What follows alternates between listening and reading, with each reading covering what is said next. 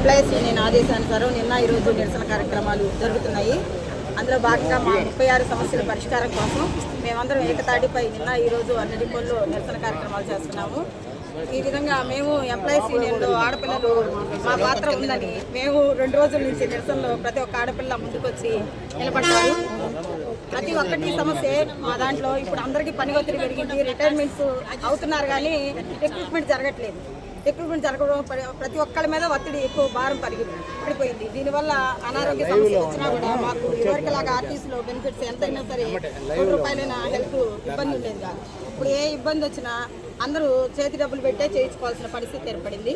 ఇది ముఖ్యంగా మేము గవర్నమెంట్లో కలిసిన తర్వాత ఈ ఇబ్బందులు ఎక్కువగా పరిష్కారం అవక చాలా బాధలు పడుతున్నారు.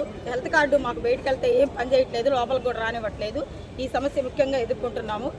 ముఖ్యంగా ఎక్కడెక్కడ పోస్టులు ఖాళీ ఉన్నాయో పని ఒత్తిడి పడకుండా వెంటనే రిక్రూట్మెంట్ చేయాలని కోరుకుంటున్నాము. థ్యాంక్ యూ సో మచ్ అందరికీ.